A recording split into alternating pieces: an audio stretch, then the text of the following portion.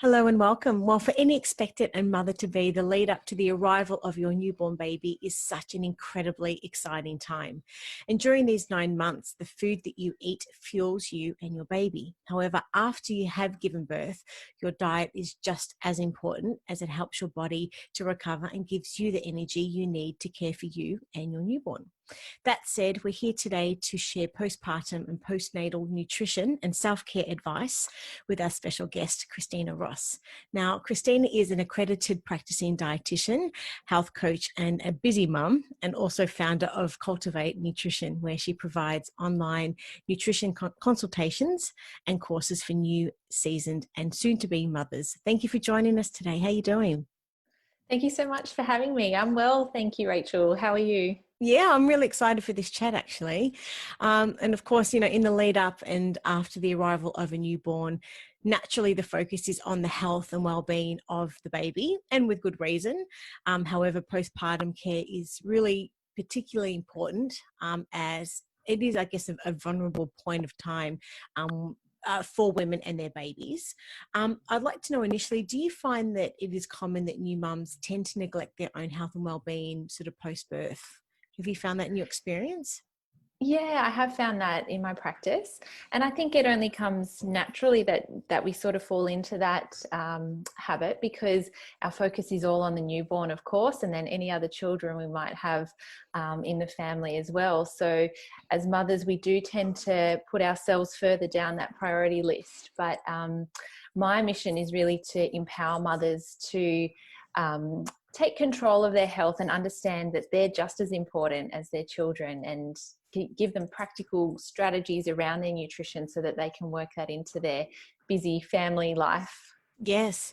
And it's been said that you're continually surprised by the limited, if any, support or information provided to mothers during their immediate postpartum period and beyond, related to their own nutrition, and the focus tends to quickly shift to the children and to the child once it arrives. I'd just love to know, look, why do you think this is so? Yeah, it's a good question. I think, again, it's natural to put the focus onto the newborn because they are in this fragile life stage. Yeah. And, as a mother that's just given birth, you're still learning about your baby, even if it is your second, third, fourth child. All pregnancies are different, and all postpartum periods are different. And so, yeah, the focus does, from a health professional perspective, tend to be on the baby and the baby's well-being. Mm-hmm. And I think it's a really interesting comparison when we look at a lot of traditional cultures where the focus is often on the mother. And I think there's a lot that we can learn from those traditional practices around nurturing mothers in their postpartum period, and can apply that in a more medicalized Western sort of environment, so that all mothers can get that support that we know through previous generations and generations before that has helped nurture new mothers back to their sense of well-being as a woman and mother. Tell us a little bit more about this. This is quite interesting. And what sort of cultures in particular can you maybe just quickly mention that Yeah, have done this and absolutely. done this well that we can learn from? Yeah, so there's actually a fabulous book, if I can recommend that, called The First 40 Days. And it talks about the immediate postpartum period, so that sort of fourth trimester, of pregnancy, so that those 12 weeks after baby's been born. And looking at a lot of traditional cultures, so the traditional Chinese culture is one example where they practice, for example, confinement. So new mothers are encouraged within their culture to stay not only within the home but also within the bed for a period of time. And there's also certain traditional foods that are encouraged at this time to help with healing. They're often warming foods and grounding foods, and they're very nutrient dense but easy to digest. So all considerations that are really putting the mother at the center and thinking about what her body needs to recover from this hugely transformative experience that she's just undergone. So, and similarly, there's, similar cultural practices in traditional Indian cultures and South American cultures, and there do seem to be these common threads around rest and nourishing, warming foods and supporting the mother through, massage and baths and things like that as well. That's wonderful. Here in our Western sort of cultures, we focus also a lot on, I guess, the prenatal, pre-birth. And I know this conversation today is mainly on sort of after birth, etc. But I wanted to just ask you just briefly at the moment, on the market, there's a lot of prenatal supplements, both being synthetic and also some plant-based. And a lot of these supplements can be taken sort of as the couple are trying to conceive during the pregnancy and post-birth. And I just wanted to ask your opinion just broadly on what you think about these prenatal sort of supplements.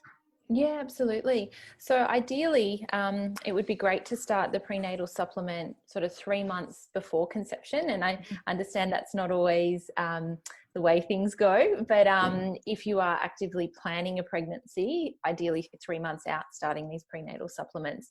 And like you said, continuing that throughout the pregnancy and also through the postpartum period. But the type of supplement that you might need postpartum could be different depending on your nutritional status at that time.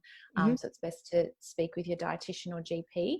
But generally speaking, when you're looking at a prenatal supplement, you want to make sure that there's folate and iodine being two really key nutrients prenatally and also for postpartum. And also iron is another key nutrient. Omega-3 fats are also important, and they're often not included in a lot of prenatal supplements. So that's something to have a look at as well. And perhaps a discussion to have with your GP or dietitian if you're not eating a lot of foods that are rich in omega-3 fats. Okay, wonderful. Thank you for that. Now, we published your article titled The Essentials of Postpartum Nutrition for All Mothers. Now, for someone who hasn't yet read the article, can you please tell us what it's about and what inspired you to write it? Yeah, absolutely. I guess starting with my inspiration for writing it has been my own clients that I work with in my practice. I have a lot of mothers coming to me, whether they're first-time mums or seasoned mothers, just not feeling themselves. So they feel drained and burnt out and overwhelmed and fatigued. And so they're looking to their diet, and they've come to that realization that they need to prioritize the food that they're eating. And so they're looking for a bit of support. So I guess that's what inspired me to write this article, in that I'm wanting to share this information with mothers that have just given birth so that they can feel good about taking the time to nourish their bodies with the food that they need. Because we know that, like I said before, we tend to put bubs first, and that's understandable, but we also need to prioritize our own health and well-being so that we can, do all those jobs that are involved with being a mother, and not experience that fatigue and that depletion that can come with mothering a newborn. So in your view, why is postpartum nutrition so essential then for all mums? A couple of reasons why.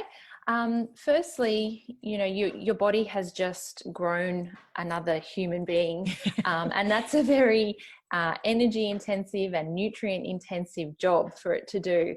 And so we want to make sure in that postpartum period that we're restoring some of those key nutrients that could have been at risk potentially during your pregnancy if you weren't eating certain foods. Secondly, it's important to help support that recovery process from the birth. Whether you've had a vaginal birth or a cesarean birth, there is still wound healing and repair that needs to happen. So we want to make sure that in that postpartum period, mothers are eating those foods that are going to give them those nutrients to support that wound healing and repair. And then thirdly, I guess, to get that sort of energy boost that we need in an effort to sort of balance the sleep deprivation that comes in that newborn period. There's certain foods that can give us sustained energy. There's other foods that will give us a sharp spike and fall in energy. Mm-hmm. And so we want to make clever choices around that so that we can feel as energized as possible. Yes. And as you just mentioned, of course, the process of growing and birthing new life takes a lot of energy and is really nutrient demanding, as you just mentioned. Absolutely. And there is a greater demand on energy and nutrient demands, coupled with the fatigue, depletion, of course, sleep deprivation mothers commonly experience. So I'd love to know from your perspective, what are the key nutrients a woman really needs to replenish her body with post-birth? Absolutely. So iron is a key one. Mm-hmm. If you think about the blood loss that happens during birth, iron is also a key nutrient that's used by the body in pregnancy. And there's a growing body of research that's demonstrating an association between a woman's iron intake and her risk of postpartum depression. Oh, So we know that interesting. iron, we know that iron's a key nutrient. Mm-hmm. And just speaking generally about women of childbearing age, whether they've been pregnant or not, most women tend not to meet their iron targets. And so it's an important nutrient to focus on, whether you're looking at animal-based sources or plant-based sources to get the iron that you need. Mm-hmm. Other key nutrients would be zinc and vitamin C. They both play a role in wound healing and help in the formation of collagen, which is the connective structural tissue of our muscles. So that helps with that repair post-birth. Mm-hmm. And then omega-3 fats, which I mentioned were important prenatally, equally as important postnatally. Yeah. And again, there is some research that's demonstrating omega-3 fats might play a role in minimizing the risk of postpartum depression as well. Wonderful. I just wanted to touch on this subject. What about if a mother is a vegetarian or vegan in that instance, especially with omega-3s and iron in particular? Great question. So there are plant-based sources of iron and omega-3 fats. Mm-hmm. In the case of omega-3 fats, it's not, the plant-based version is not a classic omega-3 fat. It's a precursor to it. So it's called alpha-linoleic acid. And when we eat the ALA from plant foods, our body converts that into a version of omega-3 fats. Okay. However, that rate of conversion is not super efficient. So it's about 15%. So you get your ALAs from things like nuts and seeds, like linseeds, flax seeds. But it might be the case that because of that poor conversion, you still might not be getting enough. And so I do encourage mothers, particularly if they are vegan, or vegetarian, to speak to their dietitian or GP to get some advice on potentially the role of supplements in those cases to help give them a bit of a boost. Okay. And there are plant-based sources of omega-3 supplements based on algae and things like that. So they are suitable for vegans. When it comes to iron, there are plant-based sources of iron as well, predominantly your whole grains, legumes, beans, pulses, foods like that. But again, our absorption's not as great as from animal foods, but there are some clever things you can do to increase your absorption, like pairing those foods with foods that are rich in vitamin C, which is also one of those key nutrients for postpartum, but also vitamin C helps our bodies absorb iron better. So there's some things that you can do there to help boost your absorption if you're not eating the animal sources. Wonderful. And in general, how long does it actually take a woman's body then to fully recover from pregnancy? How long is that period? That's a good question. Yeah, and I guess it does depend on the type of birth that the woman has had and any other medical risk factors that might be at play. But general consensus would be that those sort of first 12 weeks are important. So, women will have that 6-week checkup and that will check their sort of birth recovery. But in terms of replenishing key nutrients, I like to allow a longer window of time. So 12 weeks? Another 12 weeks. So then how does a postpartum nutrition plan differ from the days following the birth to, in the research I was doing earlier on, it did say 6 to 8 weeks following the birth. But as you've mentioned, you like to extend it further than the 6 to 8 weeks to the 12 weeks. So how would a nutrition plan differ, and or would it not differ? Would you sort of have the same nutrition plan throughout that whole period? It tends to vary. If I was seeing a woman in that first sort of 6 to 8 weeks, the variation often comes in what her lifestyle and routine is like. So it's very common, I find, for women, they're at home a little bit more during those earlier weeks, and some women purposely want to do that. Others, that's just how the day unfolds. But then as they sort of get towards the end of that, fourth trimester, a lot of women comment that this sort of fog tends to lift, and they start to feel a bit more like themselves, and they're What wanting period to did you venture out say? a bit more. That fourth trimester. Oh, sorry, in the second sort of 6-week block of that 12 weeks. And so they might be venturing out a little bit more. Maybe they're eating out a bit more, catching up for coffee dates and mothers groups and things like that. So the nutrition plan will change more in respect to their lifestyle and what they're wanting to do in their days, more so than their nutrient requirements changing all that drastically in as that, well. 12 weeks. And irrespective if a mother has had a natural or cesarean birth, all mothers definitely can benefit from foods that support their wound healing and recovery post-birth, as you mentioned earlier on as well. So could you, I know you briefly mentioned it, could you just maybe expand just briefly on what nutrients and minerals support recovery and wound healing as well? Absolutely. So zinc is a key nutrient, a key mineral that supports wound healing. It also plays a role in our immune system, which is important, and it does form a structural component of some hormones like insulin, which helps regulate our blood sugar levels and our energy levels. And so when we're looking at recovery post-birth, zinc is a key nutrient to include in your diet. So some of the key sources are seafood, particularly shellfish. So again, it can be a tricky nutrient to hit your target if you are vegetarian or vegan. But again, speaking to your dietitian is really important from that perspective. But also zinc is found in whole grains, in our legumes, and certain fruits and veggies as well. The other key nutrient is vitamin C. So we classically think of oranges when we think about vitamin C, but it is really quite plentiful in all fruits and veggies. So as long as you're including those foods in your diet in as much abundance as you can, as many colors as you can, then you'll be getting enough vitamin C to help with that. Oh, wonderful. And do you have any other practical ways to make nourishing ourselves and eating well easier during the postpartum period and just right throughout motherhood? Yeah, absolutely. So one of my favorite strategies is to keep a well-stocked pantry. I think this is so useful because in that postpartum period, you might not be wanting to venture out of the house. So if you can throw together meals from the ingredients that you've got in your pantry, then it just helps alleviate some of that stress that can come with coming up with ingredients to cook meals with. So things like canned legumes, and I mentioned legumes as being sources of lots of those key nutrients. So canned chickpeas or kidney beans, black beans, any kind of beans.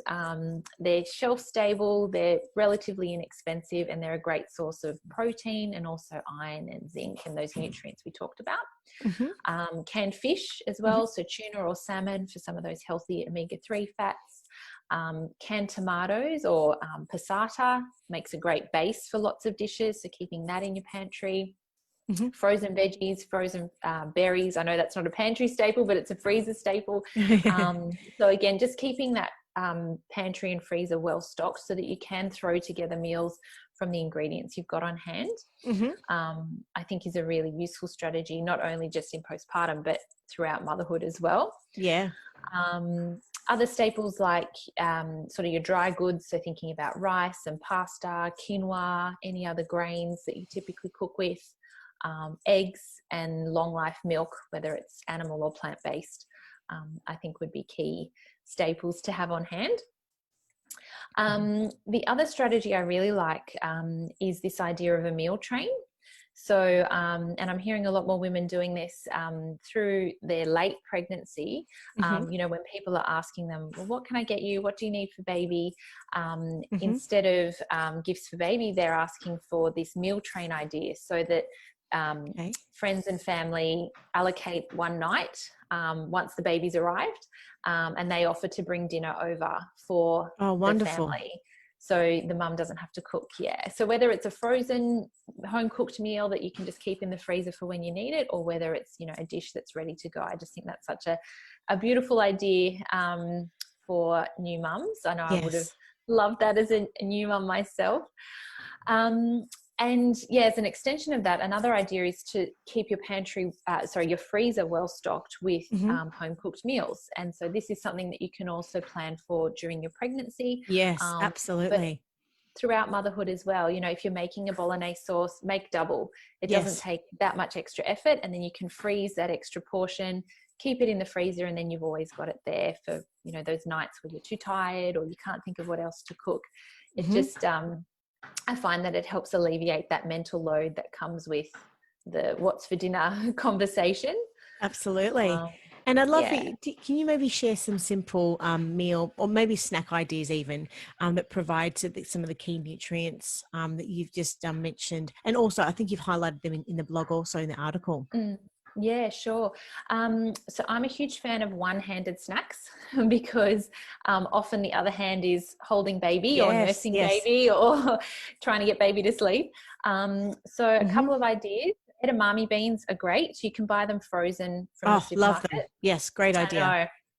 So you get in some greens, you get in some legumes, you get in some protein. They tick a lot of boxes in those little bean pods. Secondly would be things like veggie sticks for your vitamin C, and you can dunk that into some Greek yogurt or some hummus. Yep. Natural popcorn is also a really great option. If you've had some time to make like a veggie slice, so just grate up a whole heap of veggies with some egg and maybe a bit of cheese, bake that, and then you can portion that into individual pieces and freeze that. Even just a simple hard-boiled egg ticks off a lot of those key nutrients that we talked about. Making a smoothie, whether it's a green smoothie, a banana smoothie, a berry smoothie, you can sort of whip that up fairly quickly and then drink that on the go if you need to as well. As well. And Yeah. and sleep deprivation, as you mentioned earlier, can really take its toll, leaving mums' minds foggy, as you mentioned, and fatigued during the day. Plus, it can also have, you reaching out for sweets to help make up for that lack of energy. I'd love for you to share some strategies that you think may help provide sustained energy boost, but in particular for your brain. Is there anything else that maybe can help a mum and with that at all? Yeah. So the two key nutrients that keep us feeling full or satisfied for longer are protein and fiber. Yes. So I encourage my mums to include protein and or fiber in all their meals or snacks so that they are getting that prolonged feeling of fullness. Yes.